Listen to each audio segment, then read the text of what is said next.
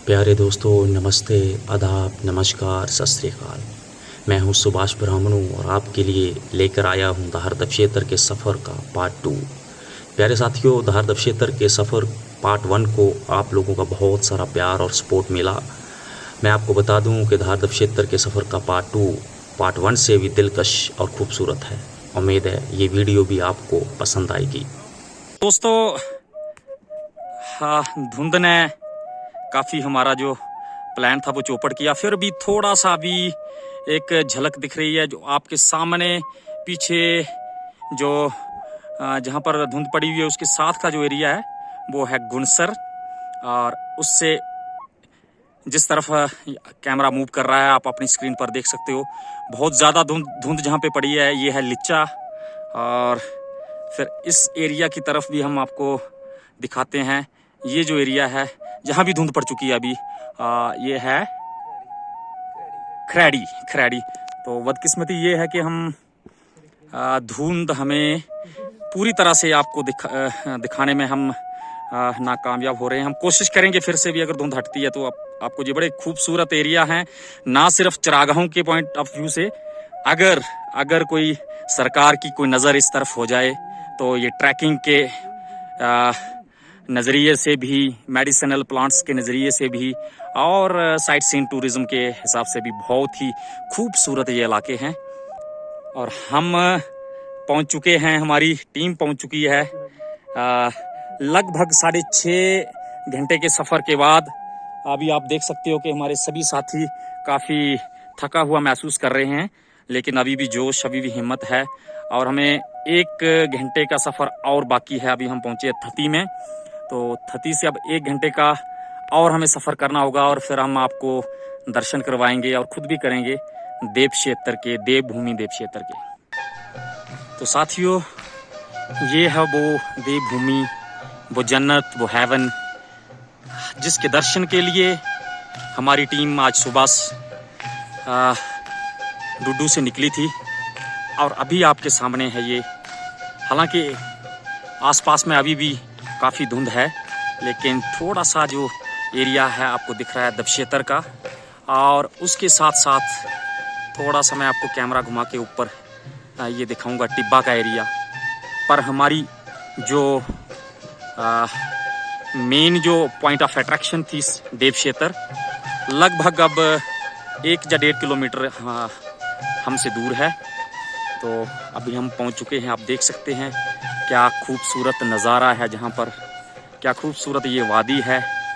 और इसके साथ साथ बेतहाशा किस्म की जड़ी बूटियां, जिनको हम मेडिसिनल प्लांट्स बोलते हैं, इन चरागाहों में और इन वादियों में दस्ताब हैं। लेकिन सच बताएं तो हमें भी उनके बारे में इतना मालूम नहीं है। हालांकि हमारे गाइड थोड़ा बहुत ज़रूर हमें बताया, जिसमें धूप है, बाला है, शरगुड्डी है, कुट है, पतरीसा है, चोरा है, ये कुछ नाम उन्होंने हमें बताए हैं।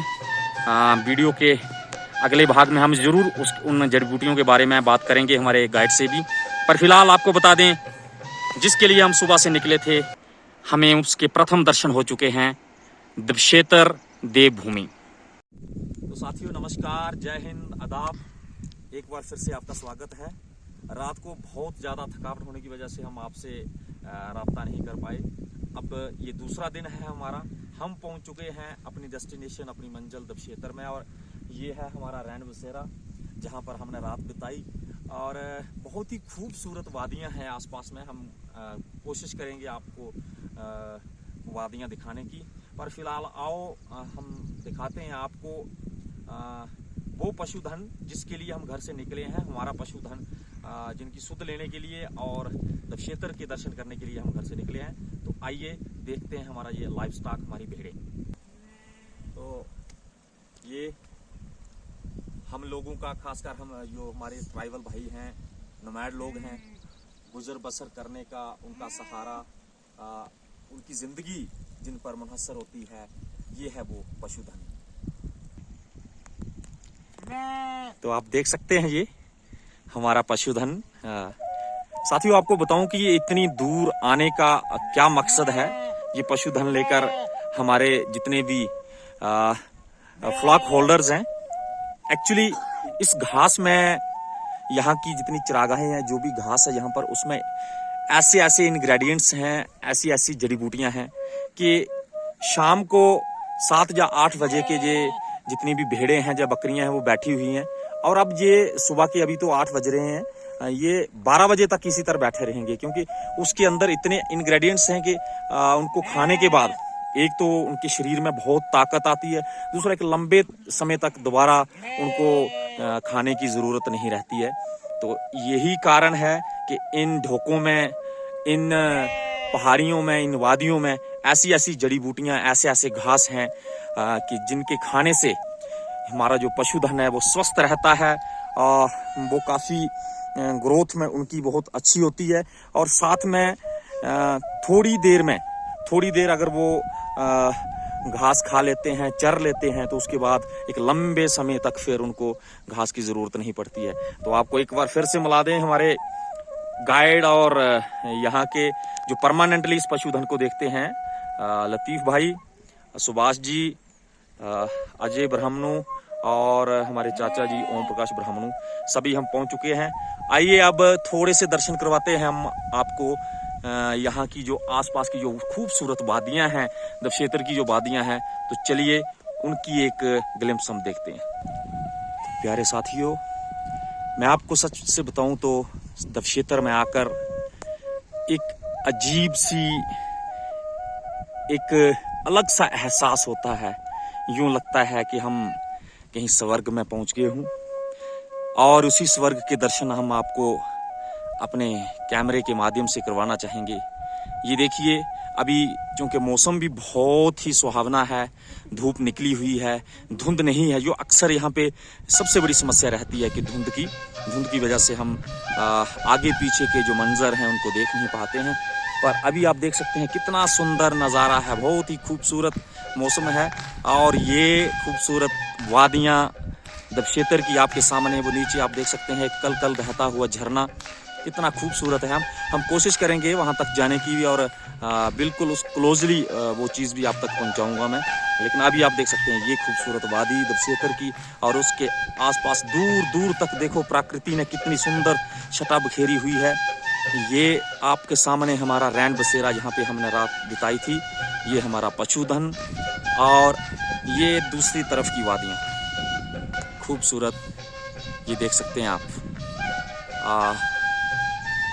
यूं कहें कि धरती पर जन्नत लोग तो सिर्फ कश्मीर को कहते हैं, लेकिन मेरा तो ये मानना है कि जम्मू संभाग के, चाहे वो दबशेतर का एरिया हो, चाहे वो डुडू के अपर रीच के जितने भी एरियाज़ हों, दबशेतर हो, सेवजधार हो, कथूरन हो, शिवगली हो, धंध्याल हो, वहाँ पर अगर सरकार की मेहरबानी हो जाए, उनका रहमो करम रहे, तो मुझे नहीं लगता कि कश्मीर के किसी भी कोने से हमारे ये एरियाज़ जो हैं वो कम हैं। इन वादियों को देखकर मेरे दिमाग में बार बार एक बहुत ही खूबसूरत डोगरी गीत जो हमारे भाई देशराज जी ने लिखा है और गाया है वो आता है। मैं कोशिश करूंगा एक स्टेप उनके उस खूबसूरत गीत का मैं आपके सामने आपके लिए गुनगुनाऊं।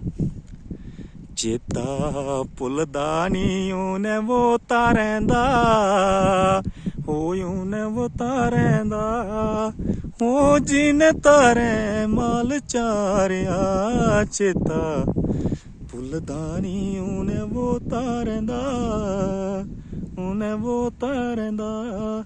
हो जिने तारे माल चारिया।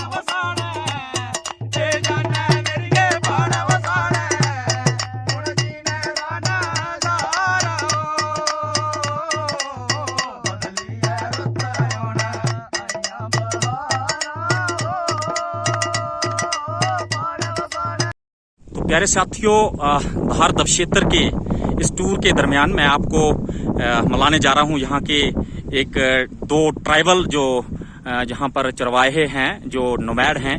एक उसमें ऐसे गद्दी हैं, दूसरे गुज्जर हैं।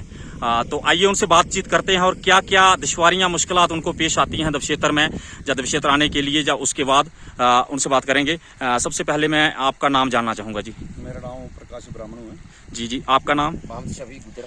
जी, ये मोहम्मद शफी चौधरी और जी ओम प्रकाश ब्राह्मणु जी। ओम प्रकाश ब्राह्मणु जी, आप हमें बताएंगे कि ये धार दबक्षेत्र के बारे में थोड़ा सा ब्रीफ, बिल्कुल मुख्तसर तौर पर, और अपनी आपकी जो फ्लॉक है, आपका जो भेड़ों का झुंड है, उसके बारे में क्या बताएंगे?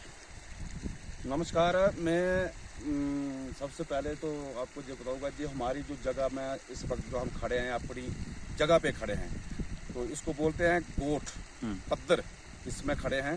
तो तकरीबन हमारी भेड़ें जो हैं कोई 1 महीना हो गया है जहाँ पे आए हुए भेड़ों को। तो तकरीबन हम 2 महीने जहाँ पे अपनी भेड़ों को चलाते हैं, तो लास्ट में को 1.5 महीने के बाद हम यहाँ से चले जाएंगे नीचे। तो बाकी हमारा ये पेशा है, विरसा है गद्दियों का भेड़ें चराना। इन धारों में हम अकेले 1-2 आदमी रहते हैं जी। हाँ। तो चौधरी साहब, शफी साहब, आप बताएंगे, जैसे कि ओम प्रकाश जी ने बताया कि ये भेड़ें लेके आते हैं, आपका क्या मालूम विषय हम आता है? भैंसों को लगाते थे, 2 महीने करते हैं। जी जी, तुम डोगरी च गल करो, गोजरी च करो, जियां मर्जी। ठंड बहुत ज्यादा हो जाए, हमने बहुत परेशानी है यार। हाँ, डॉक्टर आ जाए, आदमी को बीमार हो जाए। हाँ, मैं पूछना चाहवा कि तम तारा कोई बच्चा या तारा कोई बीमार हो जाए ते की सुविधा, कोई सहूलियत है इत्थे? कोई सहूलत नहीं थे जी। इस गल की कोई सहूलत नहीं, असं इस गल की सहूलत करना चाहते हैं जी। सानू इत्थे डॉक्टर भी लग जाए, सब को लग जाए जी। बाकी ठंड बड़ी है। बाकी दबक्षेत्र दे बारे च दसे, हिंदू मुस्लिम दा भाईचारा बड़ा चंगा है इत्थे, मैं सुनने च आया। गद्दी गुजर रल के मिल के रहंदे ने। ओम प्रकाश जी, आप क्या बताओगे इसके बारे में? देखो, हमारे जहाँ बहुत अच्छा भाईचारा है। गद्दी गुजर तो मिलके रहते हैं, एक दूसरे की परेशानी जानते हैं। अगर एक को किसी को प्रॉब्लम बन जाए, गुजर को प्रॉब्लम बन जाए तो गद्दी खड़े हो जाते हैं, और गद्दी को प्रॉब्लम बन जाए तो गुजर खड़े हो जाते हैं जी। बाकी और को हमें कोई जहाँ पे कोई फैसिलिटी नहीं है। जैसे इसने बताया कि दवाई की फैसिलिटी, हम जो भी अगर कोई भी हमें छोटी सी कोई टिक्की लाना होती है तो हम वहाँ से डुडू से लाते हैं। तो वहाँ गवर्नमेंट से, सरकार से एक रिक्वेस्ट करता हूँ कि वो मोबाइल सेंटर जो सब्सिडी मोबाइल को सब सेंटर जो है हेल्थ वालों का, वो इस इलाके में होना चाहिए। शफी साहब, तुम बताओगे कि तारो बच्चों भी नाल होवे ते नाल थोड़ा माल मवेशी भी, कोई वेटनरी वाला, कोई शीप वाला, या कोई मास्टर टीचर थाड़े नाल लाया है कोई ट्राइबल इन्हां ने? कोई नहीं इत्थे लाया जी। कोई ऐसा इत्थे देखा ना, कोई डॉक्टर, ना कोई मास्टर, ना कोई बच्चे पढ़ाने वाला, ना कोई। सानू इस गल की बहुत परेशानी है। तुम चाहें कि तारा बच्चा भी पढ़े? जी जी जी जी, बहुत चाहते हैं। तो देखिए ये लोग कितनी मुश्किल जिंदगी गुजारते हैं। पंजाब से चलकर लगभग 1 महीने का तो इनको सफर होता है, और इनके बच्चे, इनके माल मवेशी साथ में होते हैं। ओम प्रकाश जी और मोहम्मद शफी जी, बहुत बहुत शुक्रिया, आपने बात की। आप क्या संदेश देना चाहोगे उन सब लोगों के लिए? क्योंकि एक चीज और यहाँ पे देखी मैंने कि यहाँ सेहत का, टूरिज्म का, जड़ी बूटियों का बहुत भंडार है इस सेवज के आसपास में। ओम प्रकाश जी, आप क्या बताना चाहेंगे उसके बारे में? तो मैं सबसे पहले तो ये बताऊंगा कि जहाँ पे जड़ी बूटियाँ हो गई, धूप, कोठ, चोरा, सरगुड्डी, हर चीज़ जहाँ पे जड़ी बूटियाँ होती हैं जहाँ पे। तो बाकी अगर गवर्नमेंट जहाँ पे एक जड़ी बूटियों के एक जिसको बोलते हैं ना कारखाना, फैक्ट्री ही खोल दे, तो मैं कहता हूँ कि हमारे जम्मू कश्मीर के जो लोग हैं उनको शायद दवाइयाँ लाने के लिए बाहर ना जाना पड़ेगा, और उसे मतलब वहाँ पे। और टूरिज्म के हवाले से क्या कहेंगे आप? टूरिज्म हवाले से गवर्नमेंट को इतनी पता ही नहीं कि सेवज को जानते हैं कि सेवज के नाम पे है, वो भी कुछ दिनों से जानते हैं यात्रा के बाद, जहाँ से जब से वो यात्रा चल रही है। लेकिन सेव से 2 दर्जे अच्छे तो हमारा दबक्षेत्र है। दबक्षेत्र का नाम आज तक हमने किसी भी गवर्नमेंट से कोई नहीं सुना कि दबक्षेत्र की कहाँ कहीं पे है, और सेवज की से 2 दर्जे हमारा दबक्षेत्र कहाँ पे अच्छा खूबसूरत। बहुत ही सुंदर खूबसूरत मैसेज दिया शफी साहब, आपका और ओम प्रकाश जी बहुत बहुत शुक्रिया। प्यारे दर्शकों, ये देखिए, शुक्रिया अदा किया जो ओम प्रकाश अच्छा आया ना, बहुत बहुत गुजरा ने शुक्र अदा किया इसका। बहुत जी शुक्रिया, बहुत बहुत शुक्रिया जी। ये देखिए, ये है हिंदू मुस्लिम भाईचारे की ट्राइबल, हालांकि दोनों ट्राइबल हैं, एक गद्दी कम्युनिटी को बिलोंग करते हैं, दूसरे गुजर कम्युनिटी को, पर उसके साथ साथ इनके जो मसाइल हैं, इनकी जो दुश्वारियां हैं, हम चाहेंगे कि सरकार उसके ऊपर नजरसानी करे और इनकी जो तकालीफ हैं उनका उजाला करे। बहुत बहुत शुक्रिया। ये देखिए कि दबशेतर की झलक एक बार फिर आपको बताऊंगा कि कितना खूबसूरत है ये इलाका। अगर कमी है तो सरकार की तरफ से सुख सुविधाओं की कमी है। जुड़े रहिए हमारे साथ इसी तरह दबशेतर की यात्रा में। बहुत बहुत शुक्रिया। ओ पदर मैदान लका बांधा है, ये जाने जोगी मोड़ना गलांदा है, ये पदर मैदान लका बांधा है, ये जाने जोगी मोड़ना गलांदा है। तो साथियों, धार दबशेतर के इस पूरे टूर के बाद अब हमारी टीम जो है वो रवानगी पे दबशेतर से डुडू की तरफ। आपको ये व्लॉग, आपको ये वीडियो कैसी लगी ज़रूर बताइएगा, क्योंकि हमने हर एक एस्पेक्ट को टच करने की कोशिश की है। धार दबशेतर के जितने भी अलग अलग यहाँ के, चाहे वो यहाँ के निवासी भेड़ पालक हों या गुज्जर कम्युनिटी के लोग हों या फिर यहाँ की आबो हवा, यहाँ की जड़ी बूटियाँ, उनके बारे में आपको बताने की ज़रूर कोशिश की है हमने। ये कोशिश आपको कैसी लगी और धार दबशेतर आपको कैसी लगी, दबशेतर का ये एंड रूट जितना भी है कैसा लगा, ज़रूर बताइएगा। कमेंट बॉक्स में अपना फीडबैक ज़रूर दीजिएगा। तो आइंदा भी हम कोशिश करेंगे कि नई नई जगहों से आपका तारुफ करवाते रहें, आपको आशना करवाते रहें। अब आप अगर इस वीडियो को अच्छी लगे तो शेयर ज़रूर करें और ज़रूर अपने साथियों को भी दबशेतर धार का ये पूरा खूबसूरत नज़ारा दिखाएं। बहुत बहुत शुक्रिया। जय हिंद, जय डुग्गर।